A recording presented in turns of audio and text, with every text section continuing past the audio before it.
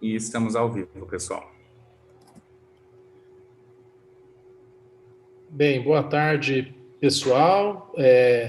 Bem-vindos de volta. Hoje é a segunda metade do nosso terceiro dia do Congresso de Iniciação Científica da Unicamp. É um enorme prazer ter hoje, nessa tarde, a professora Sandra Ávila, do Instituto de Computação. A professora Sandra, ela é bacharel em Ciências da Computação pela Universidade Federal de Sergipe. Ela é mestre em Ciência da Computação pelo FMG, doutora em Ciência da Computação com duplo diploma pela UFMG e pela Sorbonne Université, na França. Ela realizou pós-doutorado na Faculdade de Engenharia Elétrica e Computação da Unicamp, como bolsa da Samsung. Ela atuou como presidente e vice-presidente do IEEE, né, IEEE, de mulheres na engenharia, né, na seção Sul Brasil. Ela também ganhou prêmios de inventores da Unicamp na categoria Tecnologia Licenciada em 2018 e também da Google por pesquisas, os prêmios de pesquisadores da América Latina por 2 vezes, 2018 e 2019. Então, como eu disse, ela é professora do Instituto de Computação da Unicamp e a pesquisa dela é voltada para a inteligência artificial. Então, o foco da pesquisa dela é o estudo de aprendizado de máquina e visão computacional, com ênfase em problemas da saúde, análise de mídias sensíveis, agricultura de precisão e etc. Ela também, em 2020, esse ano, ela foi selecionada para representar o Brasil no Fórum de Jovens Cientistas do BRICS, na área de inteligência artificial.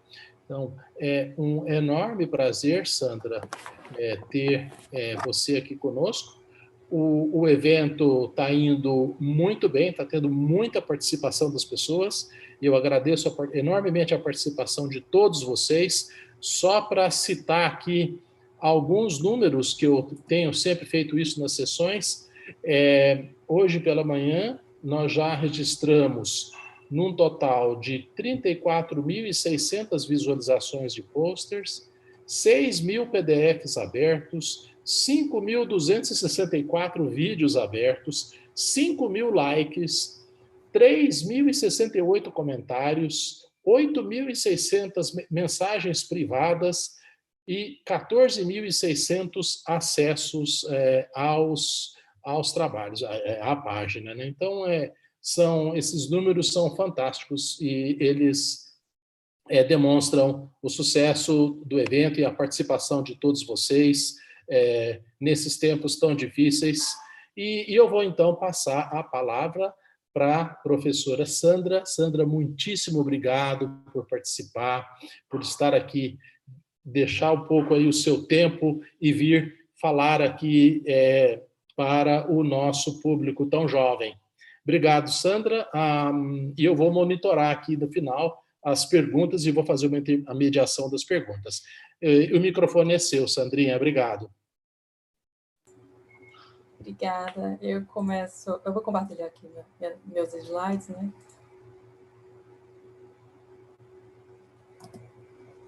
Eu acho que está aqui. Vamos lá. Eu começo agradecendo, né? Realmente é um prazer. Obrigada pela introdução, Moni. E realmente é um prazer estar falando para um público jovem. Tá?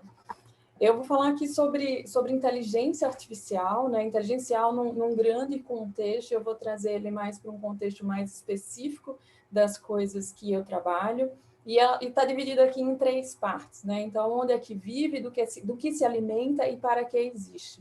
E apesar do título brincadeira, a gente vai estar falando de coisas realmente muito sérias aqui, tá? Então, eu queria começar só falando rapidamente, e nem vou contar a história do mestrado, doutorado, eu só queria trazer algumas imagens representativas do que significam para a minha vida nessa trajetória. A primeira aqui, a mais à esquerda, sou eu na Federal de Sergipe, isso foi em 1994, eu era muito novinha e eu já andava na Federal de Sergipe. Meus pais trabalhavam na universidade, e era realmente, a minha casa era um lugar onde eu andava bastante, né? Então, pelo fato de eles estarem lá, então, volta e meia, eu aparecia por lá, e eu fui crescendo e continuei realmente muito presente dentro da Universidade Federal de Sergipe. A segunda foto aqui é em 2006, eu estava apresentando o meu trabalho de iniciação científica, e bastante orgulhosa, né, pela cara, como vocês podem ver. Não gostei da iniciação científica que eu estava fazendo, eu sempre gosto de comentar isso, mas eu gostei muito do processo, eu não gostei da aplicação. Eu gostei muito do professor que estava me orientando, gostei de várias coisas em relação a isso, eu só não gostei realmente do tema que eu estava trabalhando. Mas eu gostei demais de atrás de um problema, tentar resolver um problema, aquele problema ser aplicado, uma possível solução para alguém, então aquilo realmente me encantou, e foi daí que eu decidi fazer também um mestrado, e já estava pensando até... na verdade, quando fazia o mestrado, não estava pensando no doutorado, mas logo depois eu comecei a pensar no doutorado. E aí, em 2010, quando eu estava fazendo aí o meu doutorado, foi logo quando eu cheguei na França, nos primeiros dias, e aí fui tirar uma foto clichê, né, com a Torre Eiffel, e eu cheguei em 2010, fiquei até em 2012, um doutorado duplo diploma, então eu tenho 2 diplomas de doutorado, né? Então foi metade no Brasil, metade na França, o doutorado foi na UFMG, e na França foi na Sorbonne. E em 2019, aí foi uma das palestras, na verdade, uma das últimas palestras presencialmente que eu estava fazendo, e essa palestra foi no auditório da Unicamp. Então, e eu aqui vestindo literalmente a roupa da Unicamp, tá? Então, hoje eu sou docente do Instituto de Computação na Unicamp e trabalho com a parte de inteligência artificial, e vou falar um pouco sobre isso. Então, eu falei aqui como é que está dividido essa apresentação em 3 tópicos, né? E a gente vai ficar bastante tempo, na verdade, falando do terceiro tópico.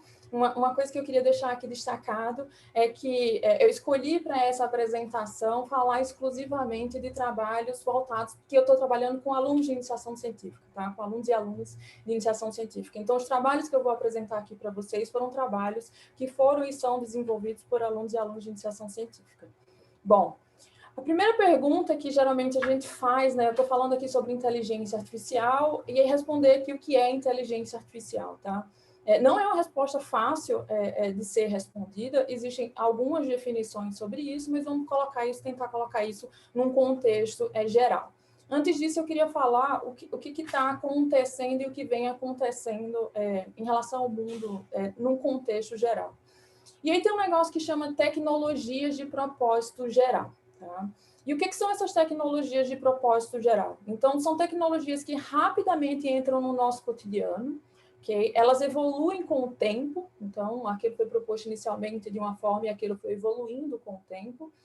Elas estão presentes, né, no nosso cotidiano, e elas geram inovações complementares. Então, significa que a partir daquilo que foi proposto, aquilo vai gerando, vai evoluindo, né? A gente vai tendo ondas de inovação a partir daquela tecnologia que foi proposta. O que a gente pode chamar aqui de tecnologia de propósito geral? E a gente conhece algumas.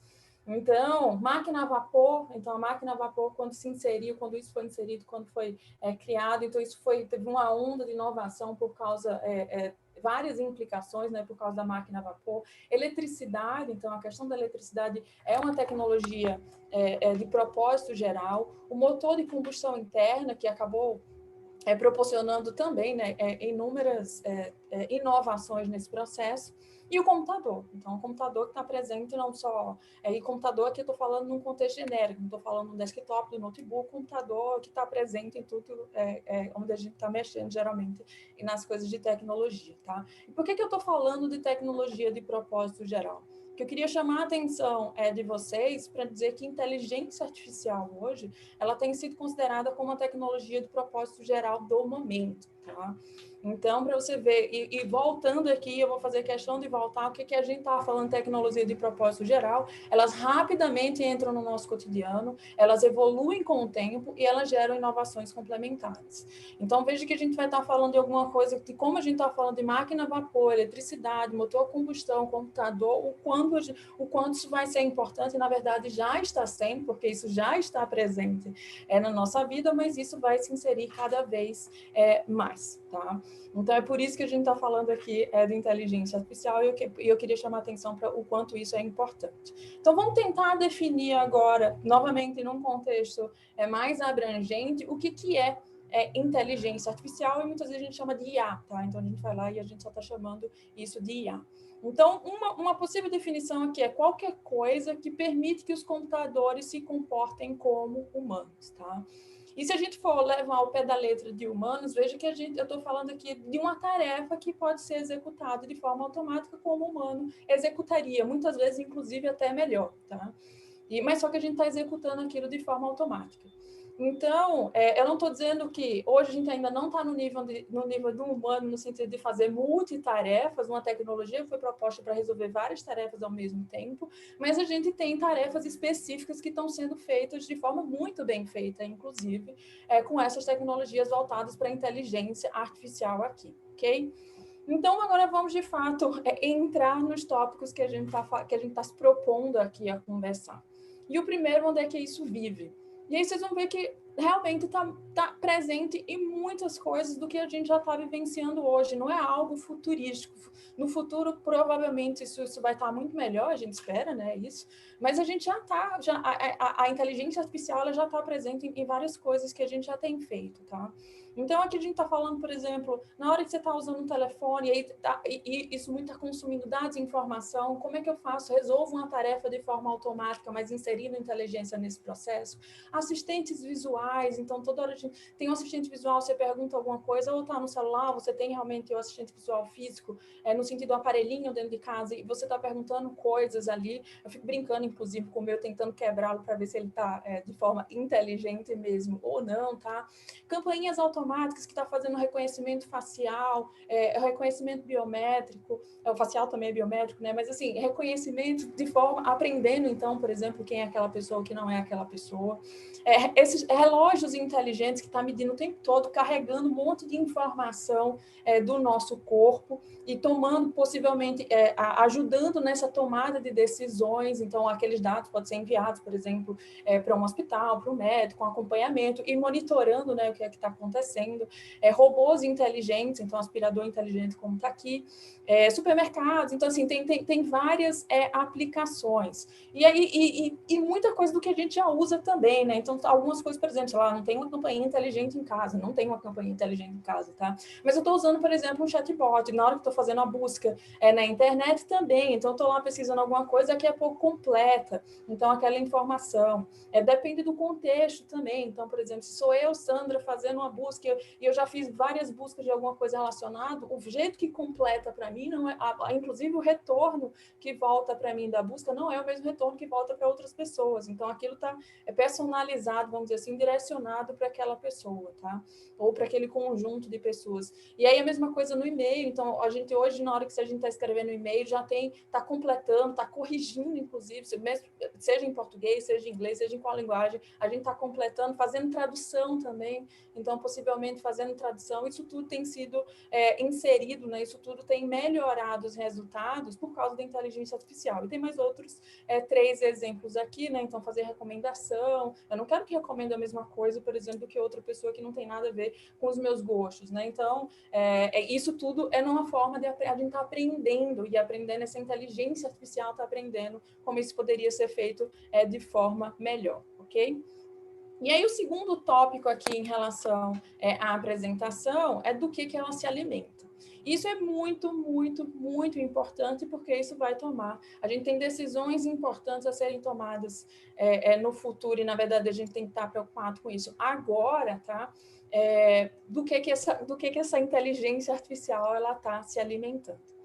E como é que é o processo, como é que acontece o aprendizado nesse sentido, a gente está falando de inteligência porque está aprendendo, né? Assim, como é que eu aprendo a resolver uma tarefa de forma automática, vamos dizer assim, ela está aprendendo a partir de dados. E dados é extremamente importante nesse processo. O que acontece aqui em relação aos dados? Como é que acontece esse aprendizado primeiro, né? Acontece o paralelo aqui de um robô que está vendo livros, consumindo informação, e de uma criança que também está consumindo informação, ela está de forma proposital e paralelo, mas ainda não acontece do mesmo jeito. Porque quando você está lá mostrando para a criança, como é que ela aprende? Uma criança aprende através de exemplos. Eu estou lá dando um exemplo da criança, dizendo bem assim, olha, isso aqui é um cachorro. Eu estou o tempo todo, inclusive, repetindo para a criança, dizendo, olha o uau, inclusive nem falar cachorro, às vezes fala uau. Olha o uau, olha o uau. A criança daqui a pouco ela começa a repetir quando vê um cachorro dizendo, olha o uau. Ou a mesma coisa falando quem é a mãe, quem é o pai. Fica o tempo todo, mamãe, papai, o tempo todo martelando ali na cabeça da criança para ela poder aprender aqueles conceitos. Funciona do mesmo jeito aqui de forma superficial, tá? A criança, ela consegue aprender muito melhor do que a inteligência artificial, mas funciona do mesmo jeito no sentido que a gente precisa mostrar os exemplos para essa inteligência artificial, para essas técnicas, muitas vezes que a gente chama para os nossos modelos, a gente precisa mostrar muitos exemplos daqueles conceitos que a gente gostaria que aquela técnica resolvesse, que aquela técnica aprendesse. Então, é isso que a gente está fazendo, mostrando muitos exemplos do que aquilo que a gente está querendo que seja aprendido, tá? Então, esse é o paralelo aqui do que essa rede, ou do que essa IA está se alimentando. Ela se alimenta de dados, e ela precisa de muitos dados. E por que eu estou dizendo que a gente ainda não está no nível de uma criança? Porque uma criança, você mostra alguns exemplos, e depois de um tempo ela aprende aquele conceito e você não precisa ficar mostrando, você não precisa realmente de uma quantidade gigantesca de exemplos. Hoje o que a gente tem das melhores técnicas que apresentam resultados bastante impressionantes é que a gente precisa mostrar muitos exemplos, nem se compara a quantidade de exemplos, por exemplo, que a gente mostra para a criança, a quantidade de exemplos que a gente mostra para essas técnicas, para elas poderem aprender aquela determinada tarefa que tem que ser resolvida. E aí tem uma área, dentro dessa área de inteligência artificial, que se chama aprendizado de máquina. E eu vejo que eu estava falando de dados, de aprender. E é nessa área onde tem, dentro dessa sub-área, que tem um grande diferencial, tá? O que acontecia, para quem não trabalha com computação, o que acontecia quando a gente está falando de computação, de uma programação tradicional? Como é que eu ia lá e criava um programa para poder resolver uma determinada tarefa? A gente fazia o seguinte, a gente tinha a nossa entrada, a gente codificava o programa com as regras que a gente queria resolver, e aí depois que você passava por todas aquelas regras, tem essa computação, né? E a gente gerava um resultado. O que acontece hoje na parte de aprendizado de máquina, nessa parte de inteligência artificial? A gente tem uma entrada, a gente tem os resultados esperados, e a partir dos resultados esperados, essa técnica aqui de aprendizado de máquina de inteligência artificial, ela vai aprender como é que ela geraria, por exemplo, esse programa. O que eu estou dizendo com isso? Eu estou dizendo o seguinte, deixa eu dar mais um passo aqui que talvez fique mais claro. Quando a gente está fazendo nesse conjunto de regras, as regras estão bem estabelecidas. Eu estou dizendo bem assim, olha, eu vou dizer bem assim, se A, faça B, se C, faça D. Então, eu tô estabelecendo regras bem definidas de como eu deveria executar aquele programa. Aqui, eu vou dizer o seguinte, olha, isso aqui é, por exemplo, um cachorro, e aqui tem outro exemplo de outro cachorro, aqui tem outro exemplo de outro cachorro. Agora aprenda o que é esse conceito de cachorro, sem eu dizer exatamente, por exemplo, explicitamente eu não vou contar para o meu programa que eu estou desenvolvendo, para o meu modelo que eu estou desenvolvendo, eu não vou contar para eles assim, olha, um cachorro tem 2 olhos, tem um focinho, tem orelha, ele tem pelo, tem 4 patas, tem um rabo. Eu não estou contando nada disso, eu estou dizendo bem assim, essa aqui, suponha que eu estou trabalhando com classificação de imagem. Isso aqui é uma imagem de um cachorro. Aprenda como é que você consegue dizer que outra imagem que tem um cachorro é um cachorro.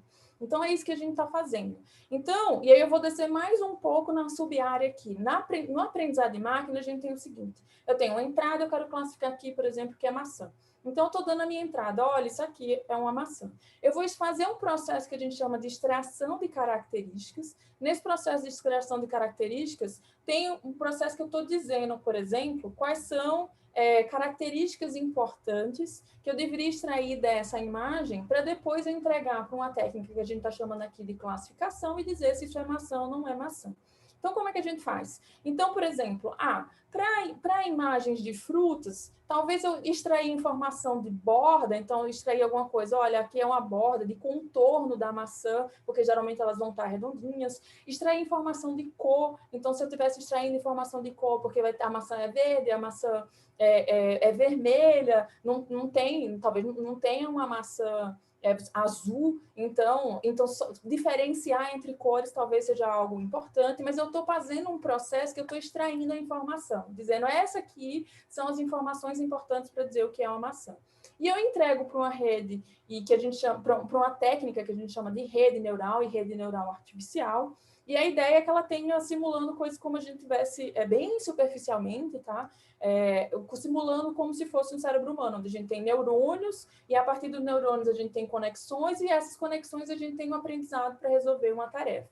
E a entrada dessa técnica aqui, por exemplo, são essas características que eu estou julgando importante para fazer essa classificação, e lá no final eu digo se é maçã ou não é maçã. O que tem acontecido hoje na grande área de inteligência artificial e que tem sido realmente o diferencial é que a gente está cortando essa parte aqui de extração de características, onde eu estou dizendo, por exemplo, olha, essas aqui são as informações importantes para serem extraídas, por exemplo, de uma imagem, e eu estou jogando isso tudo para uma técnica, e é a técnica aqui, uma técnica de rede neural. Então, todo o processo de dizer, olha, quais são os padrões importantes para eu poder classificar uma maçã? Eu não estou fazendo isso mais, eu estou pegando os meus dados, eu entrego os meus dados, entrego as imagens, e essa rede, essa técnica, tá? E a grande área aqui dentro de aprendizado de máquina é Deep Learning, também conhecido como aprendizado profundo, né, em português, como a gente chama aqui. E essa técnica vai fazer aqui toda essa parte de extração de características, mais a parte de classificação. Eu dei o exemplo aqui de que isso é uma classificação, mas poderia ser outros problemas que a gente poderia estar resolvendo e a gente vai ver sobre isso. E eu estou falando de imagem também, então não precisa ser só imagem que a gente está resolvendo aqui, tá? Então pode ser imagem, pode ser algum processamento de texto, pode ser um processamento de áudio, só que eu não estou escolhendo mais, eu não estou apontando, dizendo tem que extrair informação de cor, tem que extrair, por exemplo, informação de segmentação, de borda, ou qualquer outro tipo de informação. Eu estou dizendo bem assim, está aqui o dado, eu espero que você classifique isso como maçã e agora encontre um modelo, uma função, na verdade, aqui. Encontre qual é a melhor função que consegue sair, mapear a minha entrada para a minha saída. Dado que eu dou uma maçã e consegue me dar a resposta de que isso é, de fato, realmente uma maçã, ok? Então, dado essa introdução, né, então, está presente em um monte de coisa, realmente em várias coisas do que a gente está vendo na nossa vida, alimenta-se de dados, então veja que eu estou dizendo, olha, eu tenho dado é muito importante, dependendo do que eu estou dando ali como dado ruim não vai resolver o nosso problema, os dados precisam ser bons dados.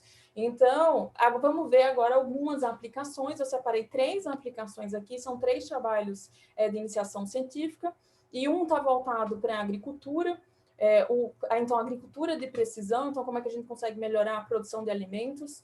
O outro trabalho aqui está voltado para análise de conteúdo sensível é conteúdo impróprio para a criança. E o último aqui é uma questão de assistência a pessoas deficientes no sentido, mais para a internet, né? Então, que é uma hashtag que a gente que tem na literatura, que é para cego ver, e a gente já conta um pouquinho sobre isso, ok? Então, vou começar assim, com essa parte aqui de agricultura de precisão.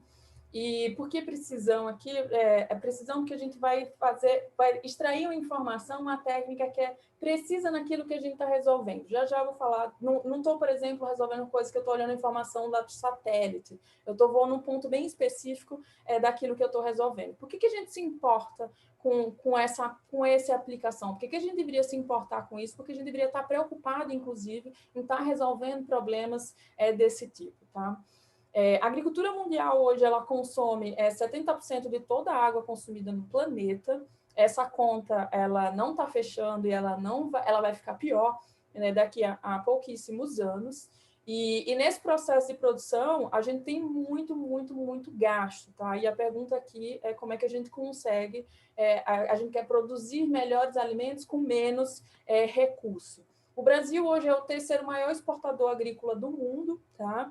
Então, dá para ter ideia de se a gente conseguir produzir mais alimentos utilizando menos recursos, né, isso vai ser muito bom em termos de país, em questão de recurso e tudo mais do que acontece. O alimento é importante para todo mundo, tá? A gente não vai deixar de produzir alimentos, a gente precisa continuar produzindo alimentos. E nesse caso de produzir alimentos, não é só produzir mais alimentos, tá? É produzir alimentos melhores. Então, por exemplo, se a gente tem técnicas para fazer identificação de doenças em plantas, a gente poderia colocar menos agrotóxicos, tem várias coisas que a gente poderia se aproveitar utilizando técnicas de inteligência artificial para a gente ter um alimento melhor. Isso é muito importante voltado para a nossa saúde, né? Novamente, todo mundo precisa se alimentar.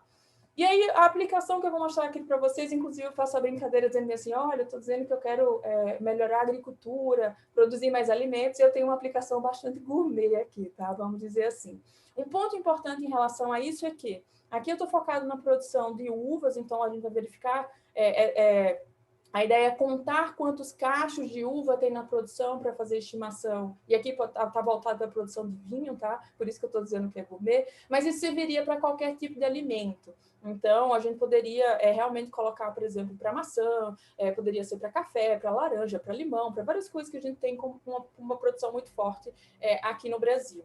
Esse projeto ele é desenvolvido junto com a Embrapa, inclusive a maioria dos projetos, quando a gente fala na área de computação, ela é meio, ela não é fim, então, para grande parte das sub-áreas que a gente tem na computação. Então, geralmente, é uma pesquisa multidisciplinar, tá? Então, está envolvida com outras áreas. Na área de agricultura, que eu não tenho nem como falar, né? Então, realmente, não teria competência de poder fazer isso sozinha, não teria como, tá?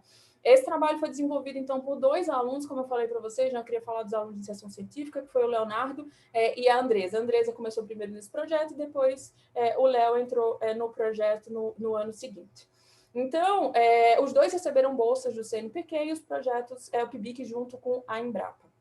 Então, falar um pouquinho aqui desse projeto, tá? Então, a ideia, como eu falei para vocês, é para a gente poder identificar esses cachos de uva. Então, dados que a gente tem esses cachos de uva, será que eu consigo encontrar quem são esses cachos? E volta e meia eu quero encontrar essas caixas, eu quero encontrar, por exemplo, exatamente onde é que estão os cachos de uva, e eu não quero só encontrar exatamente os cachos de uvas, mas eu quero encontrar, lembra que eu falei de contagem? Então, eu quero saber que aqui tem um e aqui tem outro, tá? E isso eu não estou fazendo só para imagem, a gente vai mostrar aqui que a gente está fazendo isso para vídeo. Então, eu vou dividir aqui todo o trabalho, geralmente quando a gente está falando de aprendizado de máquina, que a gente está falando de deep learning aqui, a gente está muito preocupado com dados, né, como eu já falei, e os modelos, que é as técnicas que eu vou utilizar, as técnicas que eu vou gerar, ou as técnicas que eu vou adaptar para poder resolver aquele determinado problema. E a gente passa muito parte do tempo geralmente em relação aos dados. Então, será que eu vou ter que coletar os dados? Os dados já estão prontos? Será que eu tenho que fazer algum tratamento nos dados? Quem são os meus dados? Então, isso é muito importante saber qual é o modelo que a gente vai estar propondo para resolver aquele problema, porque dependendo do dado que a gente tem, a gente só está resolvendo um problema muito específico, porque aquilo vai estar direcionado para aquele tipo de dado, tá? Então, a gente tem que prestar realmente muita atenção em relação aos dados. E é isso, como eu falei para vocês, né? Envolve coleta, um processo de anotação. Deixa eu falar desse conceito aqui, porque eu acho que eu não falei ainda. O que é esse processo de anotação? Se eu estou dizendo para uma técnica, dizendo, olha o seguinte, isso aqui é um cacho de uva, eu tenho que dizer que aquilo é um cacho de uva, eu não posso só entregar uma imagem. Então, eu tenho que anotar aquele cacho de uva, eu tenho que anotar de alguma forma, e esse processo muitas vezes pode ser uma ferramenta automática, ou pode ser realmente humano, tá? Anotando aquele dado, e anotar o dado é você passar, na hora que você entrega para a técnica, você não entrega só a imagem, você entrega, por exemplo, qual é a resposta para aquela imagem, tá? Então, isso é o que a gente está chamando de anotação. Então, o que acontece aqui nesse processo? Então, a primeira etapa aqui do trabalho foi coleta. A gente não tinha um conjunto de dados, os dados foram coletados aqui no estado de São Paulo, então a gente passou, foi mais de uma vez, inclusive, eu fui na segunda vez em relação à coleta, E a gente passou o dia todo tirando foto, levamos drone, foi realmente assim. E aí choveu no dia, processo de coleta, pessoal, acontece de tudo. Tava sol de manhã, no final da tarde já estava chovendo. Foi bom porque a gente estava coletando imagens em ambientes diferentes, mas quando a gente chegou lá, por exemplo, a gente percebeu que tinha alguns talhões, né, de uva que estavam, por exemplo, cobertos, então já não dava para tirar a mesma foto que a gente queria. Enfim, é vida real. Então, na hora que a gente vai... O dado, se chegar prontinho para a gente, um monte de gente já trabalhou naquele dado. Quando você vai coletar o dado, você percebe a dificuldade em relação ao problema. E aí tem 2, 3 vídeos aqui que eu queria mostrar para vocês rapidamente. Então, a gente aqui sentado, né, no carrinho, o carrinho foi passando e a gente estava... eu estava com um celular, inclusive era exatamente esse celular aqui, que está na minha mão, e eu estava com o celular carregado. Aqui eu estava filmando só para a gente poder depois mostrar, né? Mas estava cada um em um canto, em relação, mostrando como é que estava nesse processo, e a gente estava capturando ou com webcam ou com o celular para depois a gente usar essas imagens. E aí o que aconteceu? Deixa eu passar, aqui já está passando o vídeo de novo, né? Deixa eu ver se eu consigo passar aqui. E aí, o que aconteceu nesse processo aqui, a imagem, né, que foi coletada, não dá para a gente ver direito, tá? Porque como está indo rápido, né, então a gente não consegue ver direito. Na hora que eu for mostrar o vídeo, aplicando a técnica que foi desenvolvida, aí a gente consegue ver isso um pouquinho melhor, ok? Então, mas a ideia aqui é a gente identificar cada um desses cachos de uva que vocês estão vendo e identificar lá do começo do vídeo até o final e contar quantos cachos de uva passaram. A gente está fazendo com um carrinho, a gente sentado, mas a ideia, por exemplo, é que tem um robô com a câmera passando por esses talhões na vinícola e fazendo todo esse processamento para dar essa informação. Mas, como eu falei para vocês, acontece um monte de problema quando a gente vai fazer coleta. A gente não conseguiu usar as imagens do drone nessa ocasião. E aqui está o drone, tá? Então, aqui eu estava sentada no chão, esperei alguns minutos, inclusive. E o que aconteceu foi que o drone começou a mapear, né? A gente mapeia a região e solta, e aí ele vai mapeando para poder fazer todo esse processo de coleta para a gente. E aí ele se deparou com essa árvore gigantesca que tinha, não tem muitas árvores na vinícola, tinha essa, e foi justamente nessa que ele travou no modo de segurança e ficou ali, passaram alguns minutos. Eu não vou tocar o vídeo, realmente não vai rolar o vídeo inteiro, tá? É só uma parte. E ele ficou ali no modo de segurança, depois para a gente poder, inclusive, coletar dados, saiu, a gente teve que tirar do modo de segurança, fazer no processo manual, mas as imagens ficaram horrorosas, a gente não conseguiu usar as imagens, e a gente só usou as imagens da câmera, tá? E fazendo uma propaganda aqui dos meus colegas que trabalham com essas coisas. Hoje eles têm, inclusive, já resultados, não para uvas, mas resultados para maçãs, usando a imagem do drone e fazendo a contagem de maçã. Então, não deu certo naquela época, mas eles conseguiram depois fazer com outros projetos, tá? Bom, a gente coletou esse conjunto de dados. Uma parte importante da pesquisa é que, uma vez que você faz o seu trabalho, você quer que outras pessoas consigam reproduzir aquilo que você fez. Então, os dados que a gente coletou, os dados estão disponíveis, né, na base de dados, com todo o processo de anotação. E aqui eu só queria chamar a atenção do que é muito importante do que eu estou falando em dados, é que uma vez que você disponibiliza os dados, você tem que informar como aqueles dados foram coletados, as informações que tem naquele conjunto de dados, até para saber, por exemplo, se aquilo são bons dados ou não são bons dados. E aí tem um trabalho aqui que tem esse direcionamento de como é que a gente deveria fazer, e a gente tem tentado fazer isso para diversas bases de dados que a gente tem coletado, tá? Em relação aos modelos aqui, eu não vou entrar em detalhes, o que eu só vou dizer é que a gente usa essas técnicas chamadas de redes neurais profundas, e aí tem várias propostas por aí, a gente pegou as técnicas mais recentes naquele momento para poder fazer a avaliação. E aí aqui está mostrando alguns resultados com essas taxas de acerto, tá, em relação a isso. Então, a gente usou primeiro essas duas redes aqui, que elas chamam IOLO, tem uma versão 2 e uma versão 3, e por fim a gente usou uma outra que chama MESC RCNN. E ela está aqui, foi a que apresentou o melhor resultado, e eu queria mostrar um caso curioso, alguns casos aqui, só tem um, na verdade, casos curiosos que aconteceram em relação a isso. O processo de anotação é o seguinte, a gente tem que anotar a imagem, né, dizendo bem assim, olha, essa aqui é a caixa, essa aqui é outra caixa que tem de uva, essa aqui é o processo, aqui não está o processo de segmentação, mas esse aqui é a uva segmentada, então a gente faz isso na mão, a gente desenvolveu uma ferramenta, inclusive, para fazer essa anotação. Mas quando a gente estava olhando os erros, né, dizendo, olha, aqui acertou 70, aqui 80, aqui 71, aqui 89, quando a gente estava olhando os erros, a gente foi ver, né, fazendo análise de erros. É muito importante saber se a gente está propondo alguma coisa, o que foi que está errando para a gente. Será que foi alguma coisa muito presente do conjunto de dados? Será que é alguma coisa que a técnica não está pegando? Então, analisar, não só olhar o número no final, nossa, acertei 89%, estou feliz da vida, não quero mais ver nada. Não, acertei 89%, o que eu errei? Tá? O que estava errando ali? Então, a gente foi olhar o que estava acontecendo de errado. Né? Então, esse aqui é o dado anotado, né, por um humano, e esse aqui foi o dado gerado pela máquina, né, pela técnica. E aí, no dado gerado aqui, a gente percebeu, por exemplo, aqui no canto, que a rede tinha, a técnica, né, ela tinha colocado aqui isso aqui como um cacho de uva. E na hora que a gente foi olhar a nossa anotação, não tinha. Então, o que aconteceu foi que a técnica já estava fazendo melhor do que a gente. Então, a gente disse que ela estava errando em alguns lugares, e na verdade ela não estava. Foi a gente que nem viu, na verdade, o dado para ser anotado, e a gente simplesmente não anotou. Tá? Então, e a gente disse que ela errou, mas a técnica não estava errando de fato. Então, analisar os casos de falha para qualquer problema, tá? Isso é sempre muito importante para a gente poder identificar, inclusive, propostas de melhoria em relação àquilo. E aqui a gente percebeu que era um erro humano. Então, o dado não foi muito bem anotado, tá? Mas a técnica foi lá e conseguiu achar aquilo para a gente. E o que eu tinha falado para vocês em relação a esse trabalho, né? Então, que a gente estava... a ideia é fazer contagem dos cachos de uva. Então, uma vez que a gente identificou esses cachos, a gente precisa fazer isso em relação ao vídeo. Então, em relação ao vídeo aqui, a gente tem... se aqui, por exemplo, é um determinado cacho de uva, num determinado frame, né? Então, está lá no quadro 135 do vídeo. Quando a gente vai mais para frente, o vídeo a imagem está passando aqui, né? Na hora que o vídeo está rolando aqui, esse cacho de uva aqui, num outro frame, no outro quadro lá no 139, ele continua sendo o mesmo cacho de uva, tá?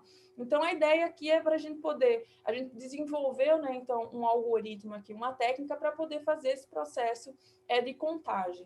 E aqui tem um vídeo contando, então, na verdade, só mostrando os exemplos, né? Então, primeiro a gente faz o que a gente chama de detecção, que a gente está identificando esses cachos de uva, mas é só cacho de uva, a gente só está vendo se tem cacho ou se não tem cacho. Eu não estou dizendo, por exemplo, que tem um cacho A e tem um cacho B.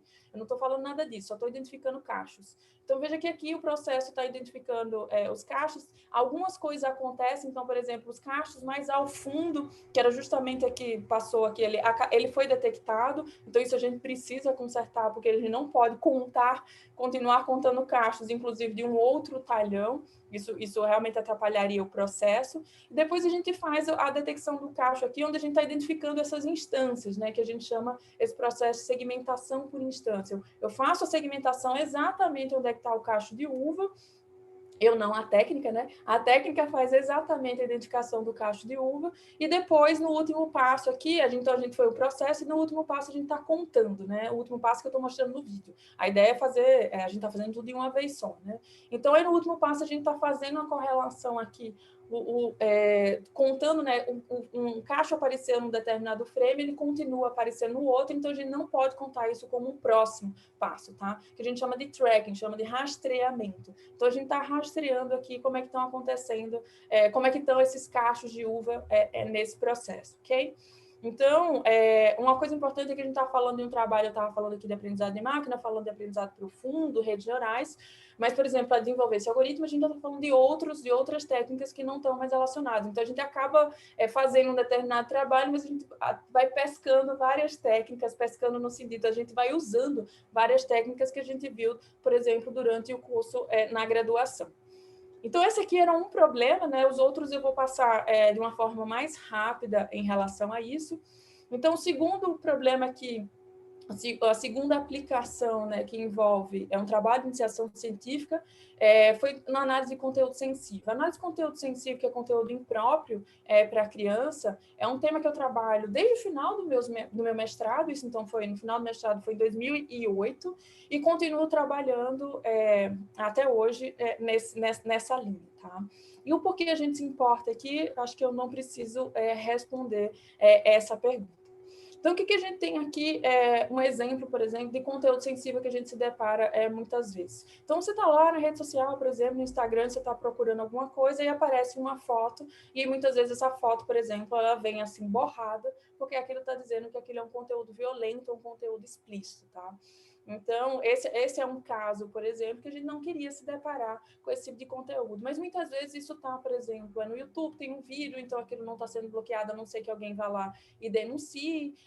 Tem vídeos que são enviados, então alguma coisa que é enviado, por exemplo, no WhatsApp, ou ferramentas desse tipo, então você acaba recebendo um tipo de informação que talvez não seria adequado você receber, tá? Então, como eu falei para vocês, aqui é só uma propaganda falando desse trabalho. Então, quando eu estava fazendo pós-doutorado, então, desse trabalho era um grupo misto, tinha 3 professores, eu estava fazendo pós-doc, tinha um aluno de doutorado, tinha um aluno de mestrado, e durante o projeto teve 3 alunos de iniciação científica. Então, e foi um trabalho de 2 anos e 3 meses. E o trabalho rendeu bastante frutos, rendeu patente, vários artigos, reportagens, como está aqui falando sobre isso, né, do quanto isso foi importante em relação a esse trabalho. O que eu queria falar na parte de conteúdo sensível aqui foi um trabalho que foi identificado em 2017. Foi até engraçado, eu estava no carro, voltando para casa, e eu escutei uma notícia falando que a Peppa Pig tinha sido bloqueada na China. E aí, a Peppa Pig foi bloqueada na China, por que a Peppa Pig? O que tem a Peppa Pig? Coitada da Peppa Pig. Eu não assisto a Peppa Pig, mas eu sei quem é a Peppa Pig, então eu fiz o que tem, né? E aí, o que aconteceu foi que aí eu fui buscar, tinha uma aluna que estava trabalhando já, que é a Kari, ela já estava trabalhando na parte de conteúdo sensível, já tinha feito a proposta para ela para a gente poder trabalhar em desenhos animados. E aí, quando a gente se deparou com essa história, então a gente foi procurar o que era esse tipo de informação. E aí a gente descobriu que esse tipo de informação aqui, em relação a isso, é algo que é denominado de Elsa Gate. E Elsa Gate foi um termo que foi criado em 2014, começou com a Elsa, então, e do filme Frozen, e é sempre para personagens infantis e em desenhos. Tem até tem coisas que não são desenho, mas majoritariamente a gente está falando de desenhos. Esses desenhos estão lá no YouTube, tá? Foi até circulado em algumas vezes, foi em outras redes sociais, mas está muito realmente na plataforma de compartilhamento do YouTube, e a gente consegue encontrar esse tipo de desenho. E aparentemente ele parece ser você olha para ele e diz, é engraçadinho, né? Alguma coisa assim do tipo, mas não é. Se você pensar, por exemplo, que criança aprende a partir de exemplos, e uma criança muito pequena, e geralmente são crianças muito pequenas que estão assistindo esse tipo de desenho, ela não tem um poder de discernimento do que é certo e o que é errado. Então, se ela se depara com um tipo de desenho desse nível, tá? Com essas características, o que vai acontecer é que ela vai achar bonitinho. Ela tá vendo aqui, por exemplo, a Minnie cortando a orelha do Mickey, ela pode fazer a mesma coisa, por exemplo, com o irmão ou com a irmã e fazer algo do tipo. Então, aqui você está vendo a Peppa Pig, tem uma faca, tem uma arma, então isso é completamente inapropriado para uma criança. E aí a gente pode falar bem assim, mas uma criança não vai ficar procurando um vídeo desse tipo, tá? É claro que ela não procura, o vídeo acaba sendo recomendado para ela, porque ela clica num vídeo que é de uma criança, que é de um desenho, depois ela vai para outro vídeo que é de outro desenho, que é recomendado para outro vídeo que é de outro desenho, e daqui a pouco chega aqui, tá? Então, ela acaba chegando nesse tipo de desenho. Aqui tem um vídeo só, eu peguei os primeiros 25 segundos para mostrar desse vídeo, o vídeo tem 3 minutos mais ou menos, para dar ideia do que é, e eu peguei um conteúdo um pouco mais leve, tá, em relação a isso. Então, o que está acontecendo aqui? Tá o Mickey passeando com a mãe, e com a irmã, e aí ele vai lá e vai colocar primeiro o papel no lixo, já não começa colocando da maneira certa, porque ele está jogando. E aí o negócio cai fora, aí ele chuta o lixo, e aí o lixo derrama, e ele fica rindo daquilo, tá? Não é um comportamento adequado, não era assim que a gente deveria educar as crianças. Então a criança vai lá, tá vendo um vídeo desse tipo, ela vai aprendendo aquilo, ela vai consumindo aquela informação e considerando aquilo como correto, tá? Da mesma forma lá do problema das uvas, a gente se depara aqui com o mesmo problema. Não tinha base de dados, a gente criou a primeira base de dados em relação a isso, que a gente está chamando aqui a base de dados de ELSA-Gate. A base de dados ela foi coletada em tempos diferentes, até para a gente dar a oportunidade de chegar mais vídeos, tá? E a gente separa o negócio, o que é que a gente vai treinar a nossa técnica e depois como é que a gente vai evoluir a nossa técnica, avaliar a nossa técnica. E aqui a gente tem um conjunto de dados com 285 horas, o conjunto de dados está disponível, mas não livremente, então a partir de um termo que tem que ser assinado para a gente poder disponibilizar os vídeos, e a gente fez de forma proposital, né? Então, coletar vídeos que a gente tinha o mesmo personagem em situações que seriam, vamos dizer assim, adequadas, não sensíveis, né? Que uma criança poderia ver, em situações que uma criança não deveria ver, que é o que está classificado aqui como ELSA-Gate. Tem canais, inclusive, foi assim que a gente coletou os dados, a gente coletou de canais que já estavam no YouTube, que já tinham sido listados em outros lugares como canais de ELSA-Gate. Depois, quando a gente volta, inclusive, para esses canais, eles já foram denunciados e eles já foram removidos. Mas aí, daqui a pouco, vão lá e colocam mais outros. Então, não tem como ser uma curadoria manual disso o tempo inteiro, para mostrar que, em relação ao modelo que a gente está propondo e como isso poderia ser realmente feito de forma automática. Não vou falar do modelo, então era só para dizer que a gente está extraindo, como é vídeo, a gente está extraindo a informação dos frames, mas a gente acaba extraindo outro tipo de informação, que a gente quer ver o movimento, né, a ação, porque veja que eu não quero aprender aqui, eu não quero que a minha técnica aprenda, por exemplo, são desenhos da Peppa Pig. Não, porque a gente está mostrando desenhos da Peppa Pig nas duas situações. A ideia é que a técnica aprenda o conceito, né? Então, que aprenda o conceito do que é esse negócio que a gente está chamando aqui de ELSA-Gate. Ok? Então a gente está extraindo essas informações e aqui está o principal, vamos dizer assim, em relação ao nosso modelo das redes neurais profundas que vai fazer esse conceito, e depois a gente junta essa informação, porque a gente está extraindo informação de frame, de imagem, né, do vídeo, e depois a gente junta essa informação de uma forma para a gente poder dizer se aquilo é um desenho do tipo ELSA-Gate ou não, tá? Aí tem alguns modelos que a gente utilizou nesse processo. O que deu o melhor resultado foi esse último modelo aqui, e a taxa de acerto, tá? E foi um experimento aqui, num trabalho de iniciação científica, a gente já tinha uma taxa de acerto de 92%, tá? E aí, imagina se isso não poderia ser realmente resolvido de forma automática, tá? Sim, poderia. Então, é uma questão realmente de aplicar isso do YouTube lá e detectar essas coisas. Não é algo, vamos dizer assim, exigiu todo um trabalho de entendimento de tudo mais, mas era algo que poderia já ter sido, vamos dizer assim, detectado e filtrado em relação a esse tipo de conteúdo, ok? E o último tópico aqui em relação à aplicação que eu queria mostrar para vocês é uma aplicação aqui que é para fazer audiodescrição de imagens, tá? O que é audiodescrição de imagens? Então, vou dar um exemplo aqui que eu comecei a fazer e logo eu abandonei, para ver como é trabalhoso fazer isso de forma automática, que é o seguinte: tem uma hashtag que chama Pra Cego Ver. E a ideia, quando você está descrevendo essa hashtag da Pra Cego Ver, é você descrever, você audiodescrever de forma objetiva, não de forma subjetiva, aquela imagem, para que quando uma pessoa, por exemplo, que não consegue ver, uma pessoa cega, na hora que ela passar um leitor, por exemplo, automático ali, né, em relação ao conteúdo visual que ela não está vendo, aquela informação que seja de fato passada para ela seja representativo. Porque se a gente falar bem assim, a imagem tem uma pessoa, porque os descritores automáticos hoje que tem são esses audiodescrição. A imagem tem uma pessoa. Tá, a imagem tem uma pessoa. Você não está me dizendo quase nada em relação a toda essa imagem. Então, eu comecei a fazer, mas eu fiz 2 vezes e logo abandonei. Eu criei um Instagram para começar a poder fazer essas coisas e depois, no meu perfil, eu acabei desistindo e postando as coisas sem a hashtag. Estou esperando o resultado do trabalho para poder fazer isso. Mas a ideia é fazer o seguinte: então, a imagem aqui fui eu que fiz de forma manual, né? Eu, Sandra, escrevendo. Imagem da reportagem do jornal Estado de São Paulo. O título da reportagem é: Inteligência Artificial pode diagnosticar tumor de pele que até médico não vê. Na parte central da reportagem tem uma fotografia de uma pesquisadora, e aqui não está o restante, mas eu estava falando que estava com o notebook, com as mãos em cima do notebook, coisas desse tipo assim. Então, eu estava descrevendo de forma automática e de forma objetiva, automática não, de forma objetiva, o que estava representando toda essa imagem, tá? Então, da onde foi que veio essa ideia e por que eu estou falando dessa hashtag aqui, Pra Cego Ver?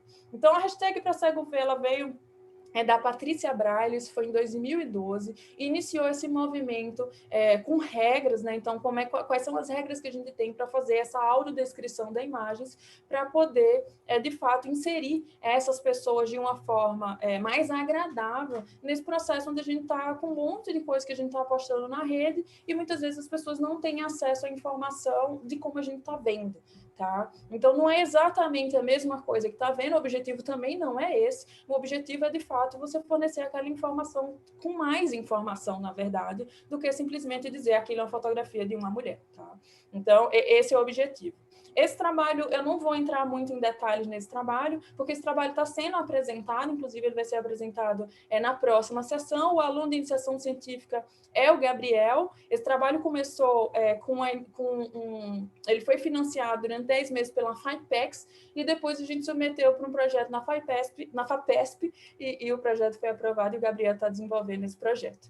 Como projetos que a gente está falando de aprendizado de máquina, de deep learning, a gente tem dados e modelos, tá? Então, a gente teve que coletar esses dados. Uma coisa muito importante em relação a essa hashtag é que ela está em português. E quando a gente está falando desse processo de audiodescrição, de descrição de imagens, na verdade, não é nem de audiodescrição, de descrição num contexto mais genérico, não com o objetivo de fazer essa descrição objetiva, praticamente a gente tem trabalhos muito na língua inglesa. As pessoas não estão fazendo muitas coisas para a língua portuguesa e nem para outras línguas, tá? A grande parte desses trabalhos, eles estão voltados para a língua inglesa. E a gente precisa de dados, né, para poder fazer esses experimentos. Então, juntou uma coisa com a outra, um trabalho super legal no sentido da aplicação social daquilo, ter a hashtag para a gente poder coletar esses dados. Veja que a gente não poderia escrever alguns exemplos para entregar para a máquina para poder fazer isso. A gente precisa de muitos exemplos. Então, a gente começou a coletar, né, esse conjunto de dados em relação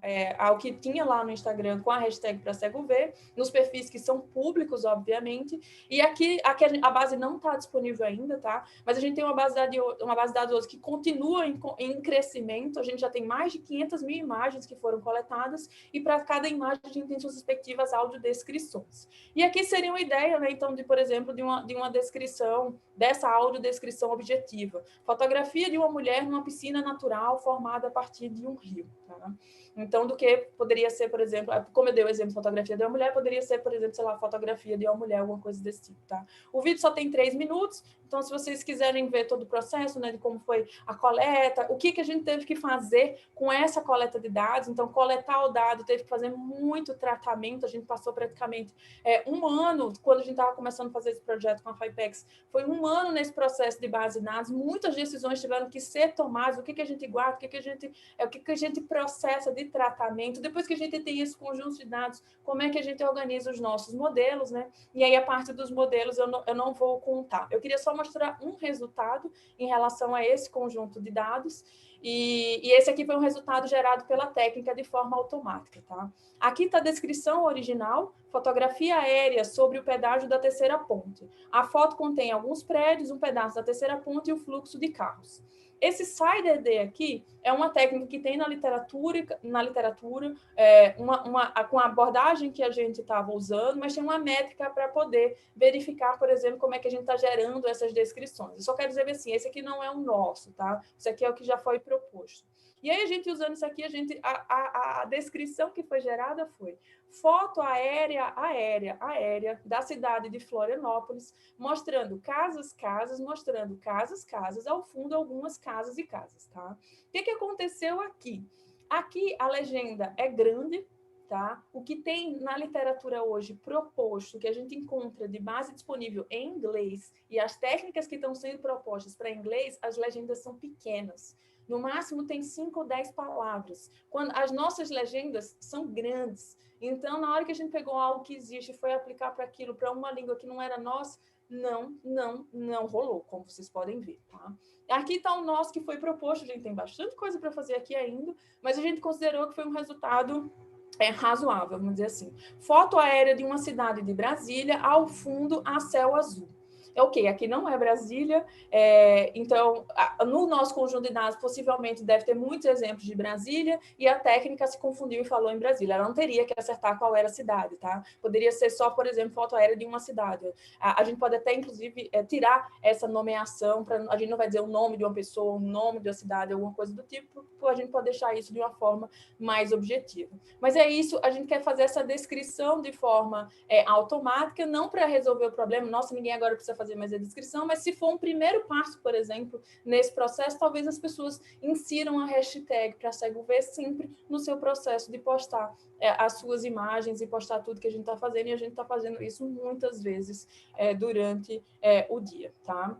Então, voltando aqui para o nosso cronograma, né? Então, a gente fez 3 perguntas aqui. Onde é que isso vive? Isso vive cada vez mais no nosso dia a dia, vai estar cada vez mais presente. Um exemplo que eu gosto de falar é o seguinte: você, geralmente, né, a gente não chega numa casa de uma pessoa e você pergunta bem assim, nossa, você tem energia elétrica? Entendeu? Você não se assusta se uma pessoa... Você se assusta ao contrário, inclusive, quando a pessoa não tem. Tá? Isso sim é assustador. Mas talvez a mesma pergunta aconteça quando você chegar nos lugares, você vê uma determinada aplicação, coisas que a gente vai estar usando no dia a dia, e a gente fazer a pergunta tipo, nossa, mas isso não tem inteligência artificial, tá? Então, isso possivelmente vai acontecer futuramente, porque isso vai estar tão presente que o contrário, se não tiver, a gente vai começar não a desconfiar de nada, mas que isso vai estar realmente inserido, possivelmente, no nosso processo. Do que isso se alimenta? Dados, tá? Então, dados, novamente, dados é algo muito importante, porque os modelos estão sendo gerados a partir dos dados, eles estão aprendendo a partir daqueles dados. Então, o dado que a gente está fornecendo para uma determinada técnica aprender, ela só vai aprender naquele conjunto de dados. Então, a gente tem que tomar muito cuidado com o que está acontecendo, né? Então, para que isso existe? Para melhorar a nossa vida, né? Então, tem vários... A gente está sempre querendo melhorar alguma coisa daquilo que a gente está fazendo, né? Como é que eu consigo fazer isso melhor? Mas a gente tem que ter muito cuidado novamente. E vou bater um pouquinho mais nessa tecla aqui para a gente poder fechar essa apresentação. Cuidado, porque se a gente está desenvolvendo trabalhos, se a gente está desenvolvendo técnicas, se a gente está desenvolvendo soluções, e o nosso conjunto de dados ele não representa aquilo onde vai ser aplicado, a gente só está piorando um problema que já existe, tá? Então, a gente precisa de várias coisas para isso poder ser diferente, mas a principal, vamos dizer assim, como a gente poderia começar, quando a gente for desenvolver o nosso problema, a gente pensar de forma diversa, tem uma equipe diversa onde vai estar fazendo perguntas que, se for uma equipe restrita, só pensando daquele mesmo jeito, ela vai estar resolvendo para aquele mundo dela, tá? Então, isso vai ser muito importante, se isso vai estar sendo aplicado no nosso dia a dia, se vai estar para as pessoas, então, essas técnicas têm que ser desenvolvidas para as pessoas, e elas precisam ser desenvolvidas pelas pessoas também, onde aquilo vai ser aplicado. As pessoas precisam estar fazendo essas perguntas. Então aqui tem 3 exemplos, né? Então, de reportagem, do que as pessoas estão falando. Eu estou falando de inteligência artificial, mas se você olhar aqui, por que a ciência precisa de diversidade, tá? As perguntas precisam ser feitas por pessoas que pensam diferente, não as pessoas que estão pensando do mesmo jeito, tá? Isso é muito importante.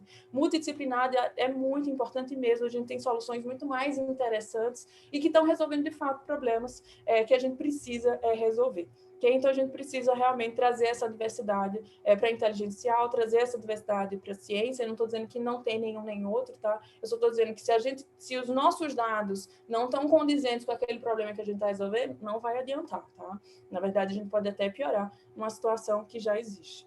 Bom, queria agradecer aqui, então, a minha equipe, vamos dizer assim, que são os meus alunos, né? E aqui tem todos os alunos de iniciação científica, de mestrado e de doutorado. Trabalhos, não só esses daqui, mas os trabalhos não poderiam ter sido feitos, né, se não fossem por eles. E o meu agradecimento final ao Congresso de Iniciação Científica da Unicamp, né, pelo convite e pela oportunidade de estar falando com vocês. Ok? Obrigada, pessoal.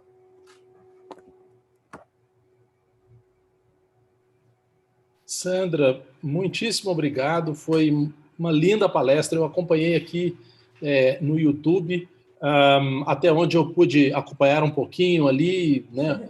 Um olho no gato, outro olho no peixe. teve ali mais de 190, quase 200 pessoas assistindo online, e esse aqui, à medida que fica exposto aqui o link, né, a exposição vai ser muito maior. Então, parabéns, ficou muito legal. Tem uma série de perguntas, aqui tem um monte de perguntas aqui, pessoal gostando e dando ali os parabéns. Tem pergunta chegando agora.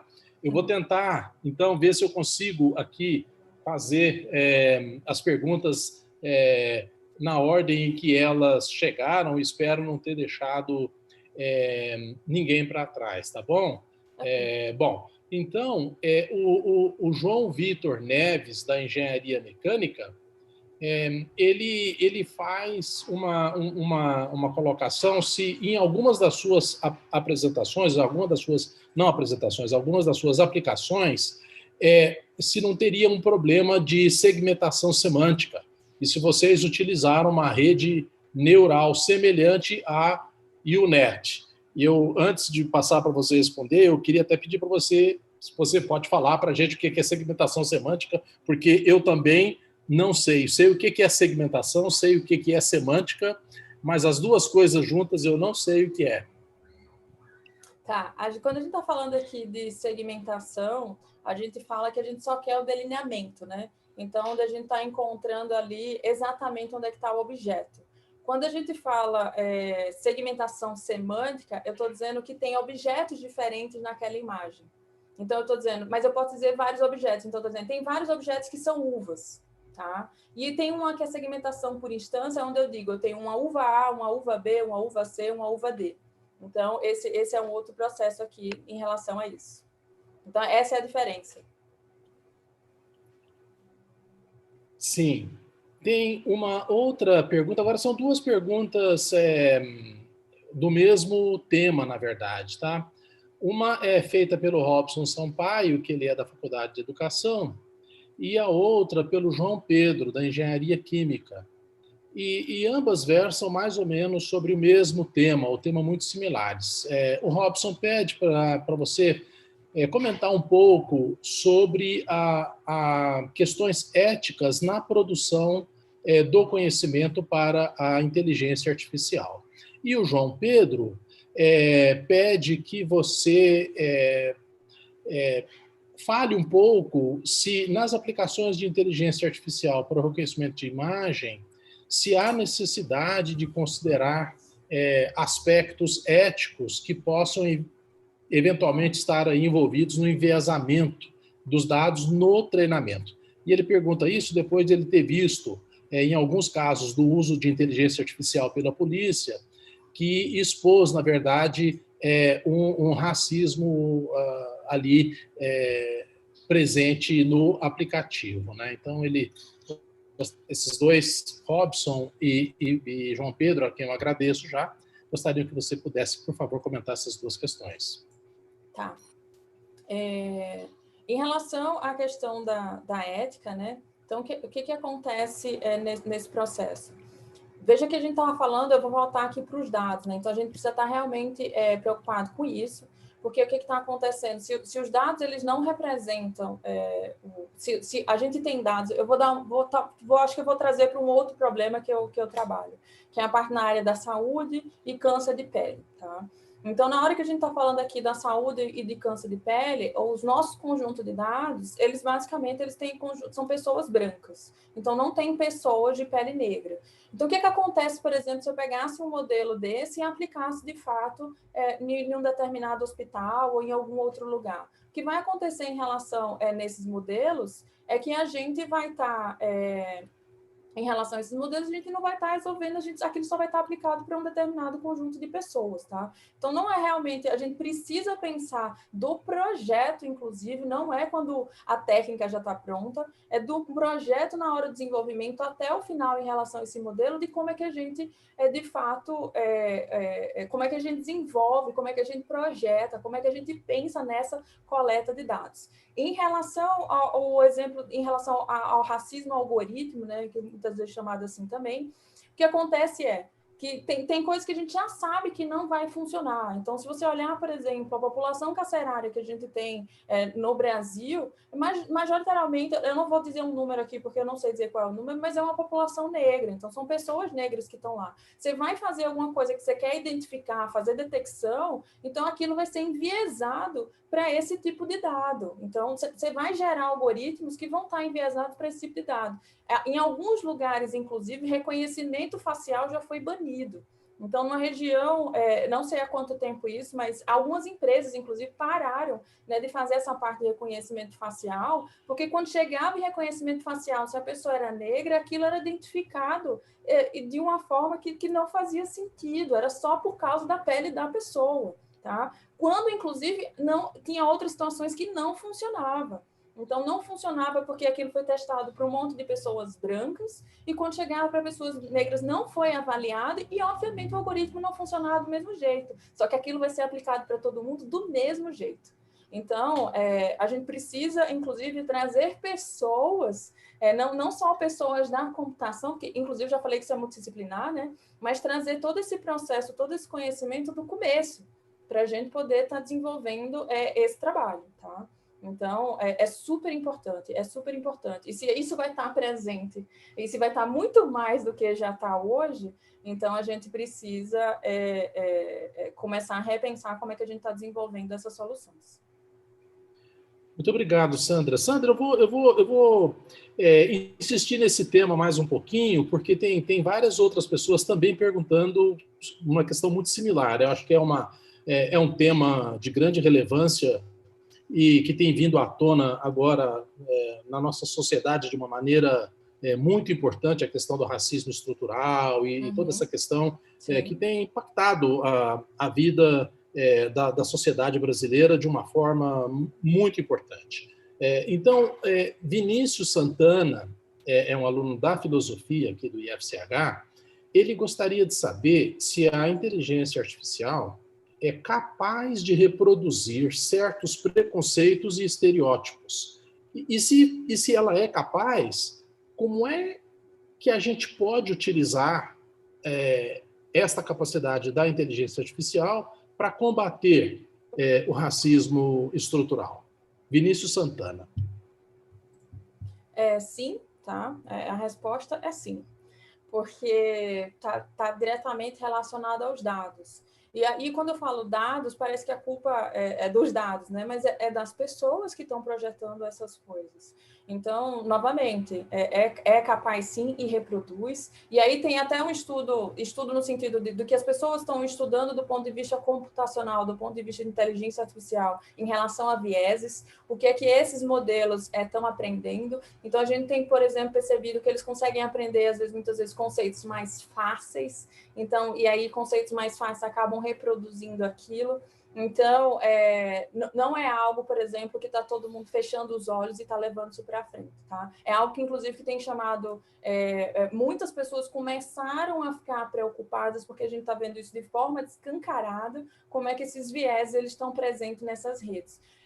Essas técnicas são técnicas que têm muitos parâmetros para poder identificar qual é essa função, e a gente não consegue saber exatamente qual é, por exemplo, o comportamento de cada parâmetro. Eu estou falando de milhões, de bilhões de parâmetros, não tem como a gente saber.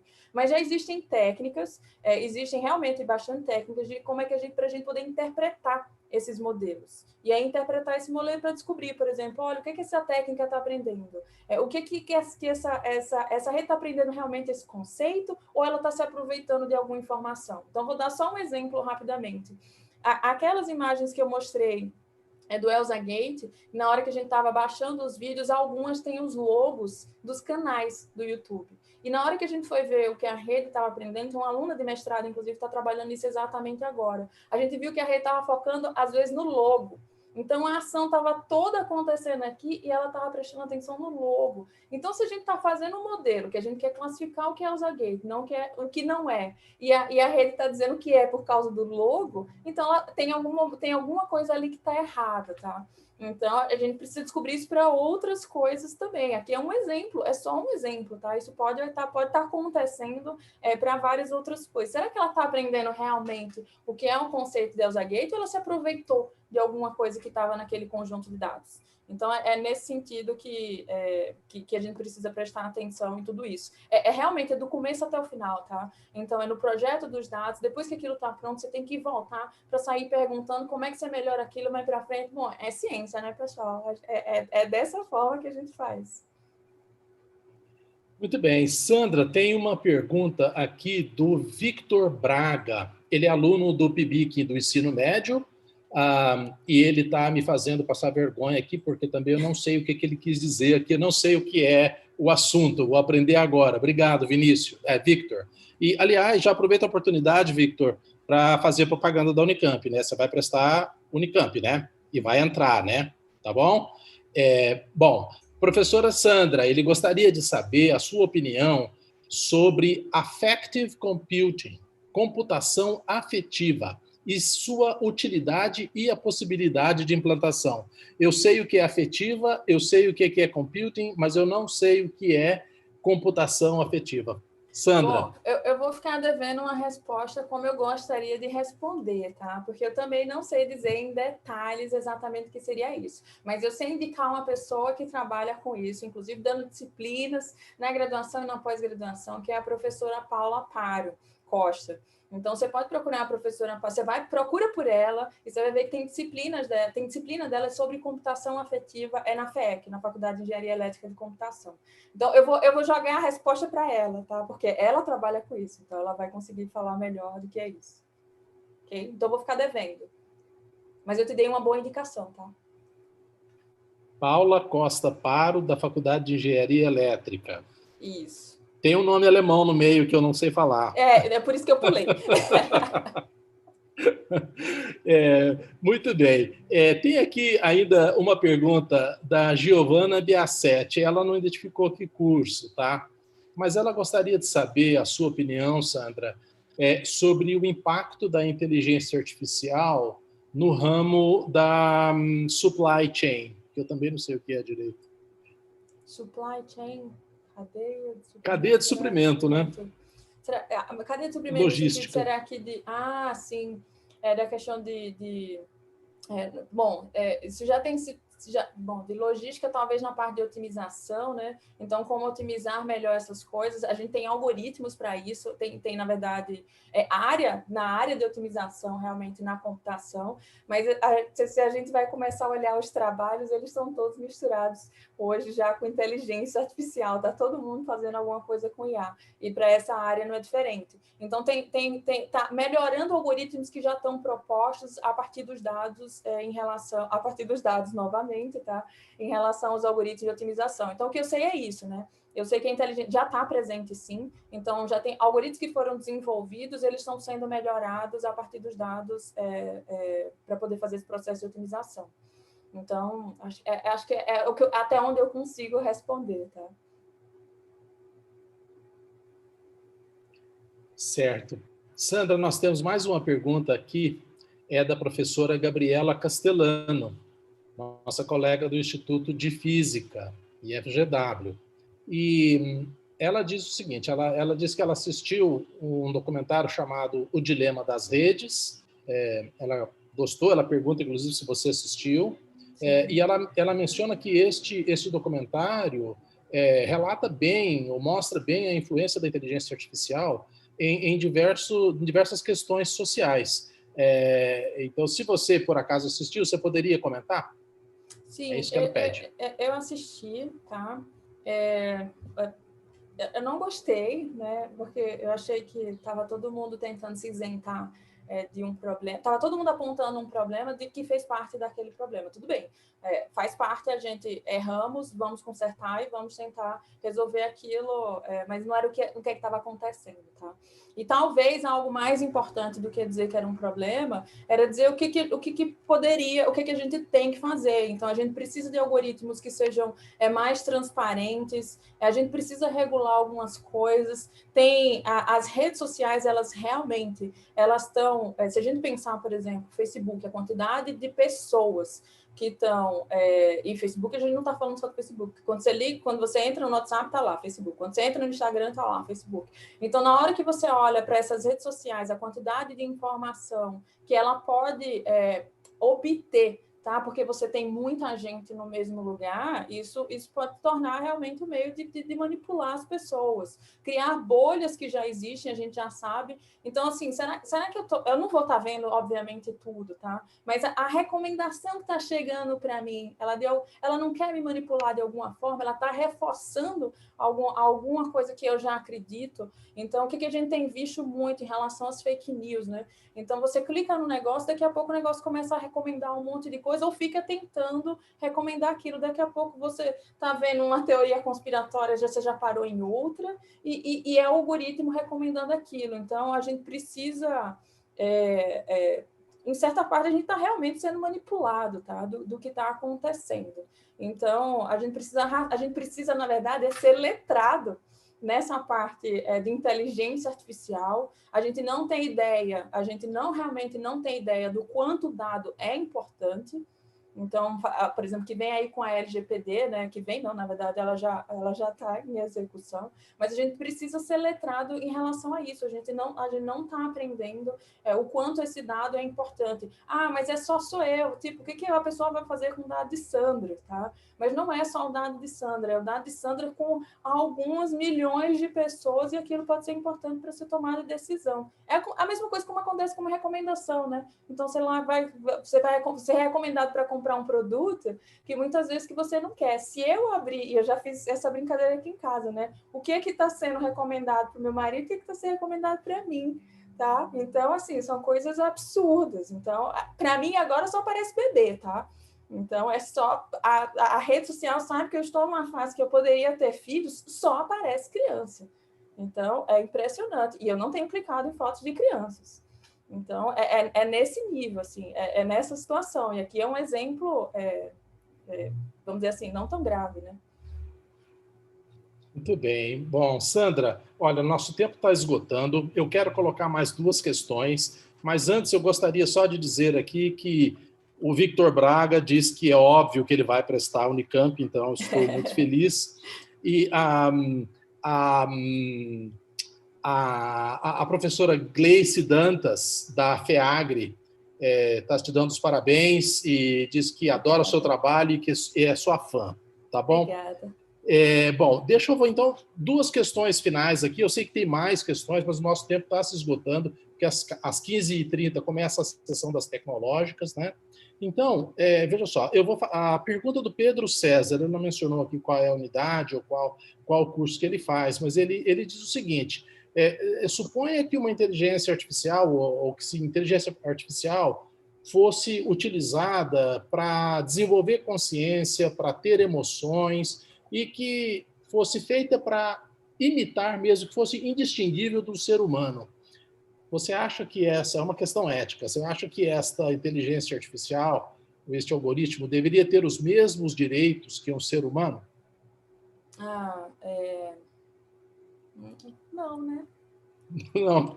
Não, acho que, assim, eu falei assim com essa cara, mas porque acho que não. Eu só queria dizer o seguinte: tem uma pesquisadora na área de inteligência artificial, especificamente ela trabalhava muito com a parte de visão computacional, e hoje ela está trabalhando com essa parte da ética, que é a Fei-Fei Li. Ela diz que o nome inteligência artificial, ele não tem nada de artificial, porque ele é feito por humanos para humanos, né? Então, o processo de desenvolvimento, obviamente que a gente está gerando um modelo que está tomando, está gerando um número lá no final, assim, pode tomar decisões, obviamente, mas ela quer dizer o seguinte: olha, vocês não enxerguem isso como tão longe, porque isso está bem próximo da gente, é feito por humanos para humanos. Então, o nome artificial, ele não é bom, né? A gente sabe disso, mas ele já é conhecido, até a área já é conhecida como inteligencial, então ficou como inteligencial. Um nome melhor seria máquinas inteligentes, ou inteligência de máquina, alguma coisa assim. Que também é controverso. Mas acho que não, tá? Acho que não teria direito, não. Muito bem. Então, nós vamos para a última pergunta dessa sessão, Sandra.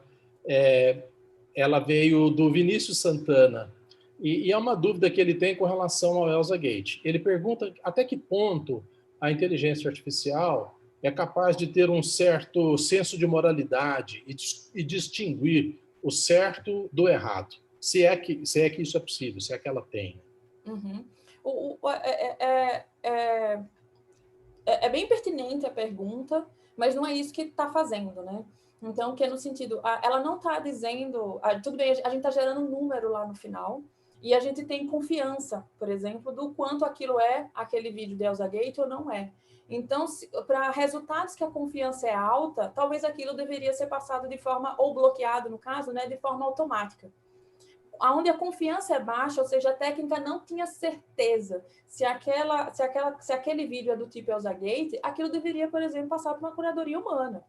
Então, nem tudo deveria ser a manual e como nem tudo deveria ser automático. E no final, aquela técnica está gerando um número. Aquele número, possivelmente, ele precisa de interpretação de pessoa, que é uma grande pergunta que se faz na área da saúde. A inteligência artificial vai substituir os médicos? Não, na verdade, vai aumentar o trabalho dos médicos, tá? Não vai substituir.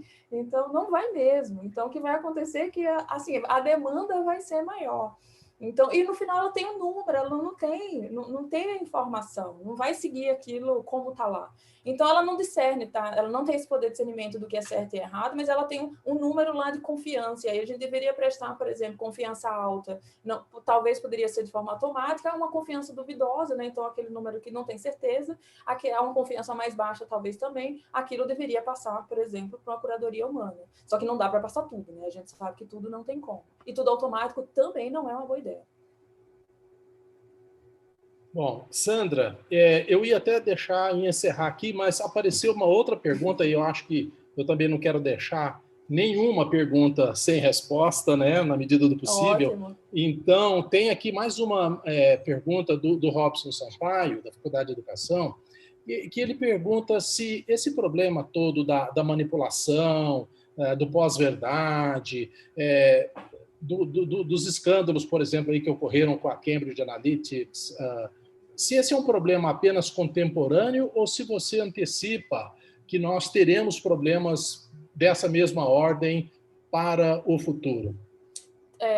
Eu diria que teremos, né? E até porque a gente tem técnicas, por exemplo, as técnicas que estão sendo feitas hoje, do mesmo jeito que a gente melhora as técnicas para propor alguma coisa, a gente também está melhorando as técnicas para detectar aquilo que está acontecendo.